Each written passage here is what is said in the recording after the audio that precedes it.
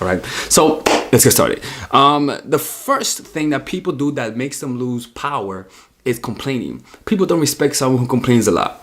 People don't respect people who complain. They're victims in their mind. They protrude an energy of how can I say this, of toxicity. Like, people who complain are just not fun, and we'll be around them. All right, like, if you complain, you better start appreciating life. Because when you're known as someone who complains, you're just not fun to be around. All right, so that's one reason why people lose power. People lose respect for you if you continually someone who complains. All right. Number 2, being holier than thou. This is what I do, especially in this channel. I do this a lot on this channel. A lot of dating coaches and a lot of spiritual teachers, they make the one mistake, which is this. They come across too perfect. You know, they teach meditation and they say, you know what, I never sin. You know, I am always present in the moment. Or I'm a dating coach, I never get rejected. I know everything. You know, you know, they just try to look perfect. Like, I'm a dating coach and I always apply what I teach. Oh, fuck that shit, man. That's a problem there, because if you have those standards, you know what's gonna happen? When something comes out about you that's mean, which something about me is gonna come out one day. I know that for sure. There's gonna be some scandal. I know that for sure, right? Don't look around. Don't speed up the process. Don't be asking for favors. But essentially, the issue is that when you have such a high standard by being, for example, like parents try to say, do as I say, don't do as I do, right? So the problem is that then when you say something, your children's gonna say, oh, you do that. Like for example, like I'll say, people tell me, why don't you apply the technique? You say you're very impatient. I thought you meditate. You see people do that who have bad intentions, you see? But if you have the impression of, you know what, man, I told you, motherfuckers, I'm not perfect, all right? I teach you guys this, but it doesn't mean I fully apply, because I'm still working on it. You see, no one can use the words against you. Nobody can censor you, because you're giving off the vibe of, I'm a human person. I teach this, but it doesn't mean I'm 100% faithful to it. I'm just like you. Like, when you do that, coming across imperfect, showing weakness, people cannot control you. People can't control you. But when you live into other people's standards, trying to meet their standards, they can easily control you. Number 3, your inability to say no. People will control you. A lot of people have, for example, you're working at a job, right? And you're trying to make a good impression at your job. Somehow, when you're trying to make a good impression at your job, it's kind of like you accidentally say yeah a lot. Don't you notice that? It's kind of like an automatic reaction. You say yeah, and you say to yourself, what the fuck did I just say yeah to? Like, that happens when you're trying to get someone's validation. So your inability to say no causes you to lose control, because people will control you. And this is the problem. It's not that they control you, it's that you're going to feel resentful. You're going to feel resentful for the world, is that's going to accumulate, and you can create an identity out of it. You're going to hate the world. You're going to say that the world is mean and manipulated, when in reality, you're the one that's allowing that to happen. You see, number 4, being reactive. Being reactive is reacting and taking seriously everything everyone does or says to you. You do it because you care what the people think. You feed off the validation. Whenever there's a lack inside of you, a lack of unhappiness, most of the time we try to feel that lack with other people's reactions, particularly those who we find of higher value. All right. So as a result of it, you tend to lose yourself because you're reactive. You're looking for yourself in other people's reactions, see? And so people could use that against you. Now, these are the 5 traits that these are the 5 reasons why people are always living in reaction. Mind you, living in reaction is for example, like, somebody tells you, when you're a child and they tell you, hey, little kid, do you want a candy? You know what you do? You look to your parent. You say, and your parent goes like, and you go, yeah, I want the candy. You see, like, that's living in reaction. You see some stimulus that you may or may not want. You see what other people think. Okay, you guys like this? You guys like this guy? Is Alex cute? He's cute? Okay. Well, he's not hot? He's not hot? Everyone keeps calling him cute, but he's not hot? Okay. You know, like, that's valid. Looking for validation. That's a part of the superficial social standards. You have a need, unhappiness. The society gives you that need. It shows you that everyone's having it. You see a leader that has a lot of conviction saying that that's what you need, and you go for it. You see, you close your eyes and you begin to live the world through secondhand experience. Rather than firsthand experience, you begin to believe things because other people are saying it. And the problem is that because you begin to assume that everything that the big people say is true, then that's when they can begin manipulating you, telling you what to do. You see? So you gotta have, this is the issue, is that people who are reactive have these 5 qualities. They have no personal sense of identity.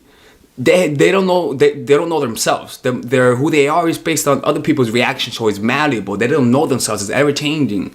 You see, not ever changing for the good, but ever changing for the bad, because it's based on who's in front of you. You see, your values, what you value in life, what you want in life. Do you value security? Do you value this or that? It changes depending on the circumstance. You see, what you appreciate out of life. Most people don't appreciate things out of life. You appreciate things based on what other people appreciate. You see what I'm saying? Your emotional intelligence, right? Most people who are reactive have no emotional intelligence. They are reactive. They see something and they want it. They have impulsivity. They see something, everyone else wants it, and now they want it. You see, their emotions are not based on themselves. It's feeding off the environment.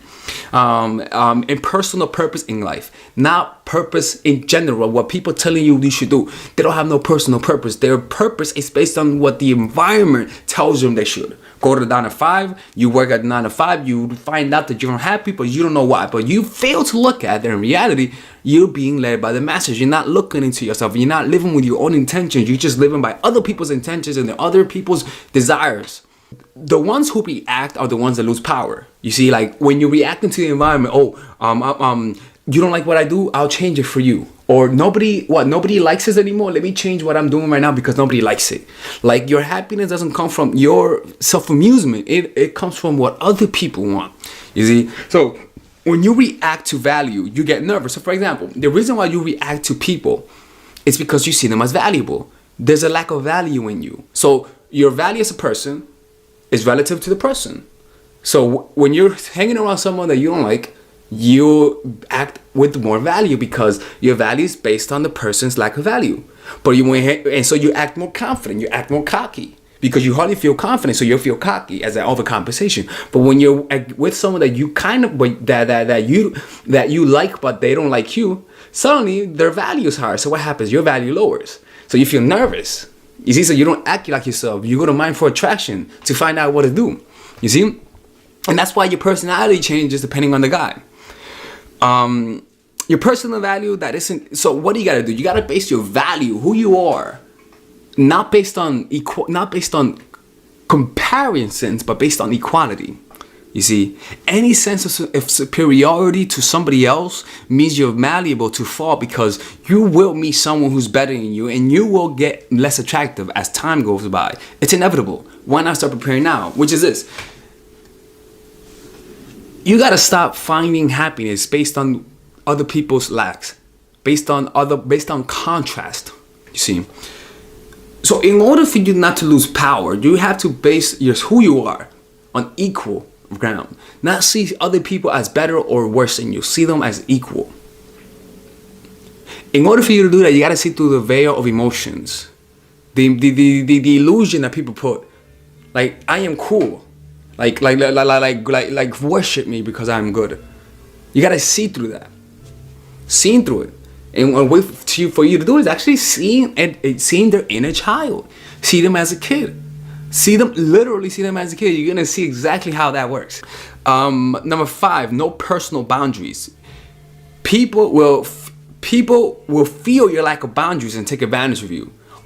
When you have no personal boundaries, that means you don't respect yourself, and there's nothing wrong with that. Because everyone's been there. There's nothing wrong with that. You see, don't you know that I always say that there's nothing wrong with that? Because there is nothing wrong with that, because that could be easily fixed. You gotta first take care of yourself.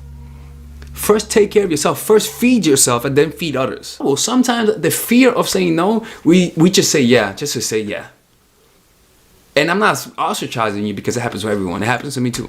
But I'm just saying, you just gotta get used to that. You gotta be aware of that. That's how people give their power. All right, ladies and gentlemen, if you guys ever want to learn how to use your feminine energy to influence people, learn how to use your masculine energy to become more assertive, and also learn how to blend both energies to improve your dating life, your spiritual life, honestly, your relationship life, your family life, your career life, this is the course for you. If I had to make a course for my nieces, I have 2 nieces. One is 19 and one is 15. 16. Holy shit. Oh my God, he's a bad fucking uncle. He's a bad uncle. Get him. Shut up, Melissa. You should get this course, right? And this is the course that I will make for them. So, for example, watch the curriculum, right? In the first week, we're going to be showing you how to establish a strong masculine foundation. without letting it hurt your feminine energy. This masculine foundation is a source of who you are, right? It's your bodyguard. Without this, whatever feminine energy you create will be destroyed by the outside, because your masculine is your shield. So we'll talk about goal setting. We'll talk about how to develop a serious attitude. We're gonna be talking about how to use more logic, how to use more goal-oriented behavior. It's more how to be a man. Now the next one is how to embrace the feminine energy, right? This one would teach you about how to minimize excessive masculine traits, developing self-awareness, healing abundant feminine energy, regulating your emotion, mastering voice qualities and facial expressions, surrendering control, and allowing pain to be felt. This is honestly, this will supercharge, like Kaioken, your masculine energy. After that, we have femininity in the workplace, and how to be feminine in the workplace without letting people take advantage of you, and the nuances of how women on power should behave versus women who are subordinates in the workplace, and even the dress code. This is based on psychology, people. It's kind of insane. I'm actually excited about this one. The next week, we talk about navigating the labyrinth of male and female friendship, and this a lot of women find confusing, so we talk about that. And how to identify envious friends, how to identify the good friends, how to keep male friends, and how to keep female friends. Week 5, we talk about how to release the burden of the past and stop and destroy mental projections. This is actually really powerful. And then week 6, we talk about how to increase your observational power so that you can read people better. And we have a bunch of bonuses. The course starts at $99, and you guys can pre-order the course today at $69 before it goes out.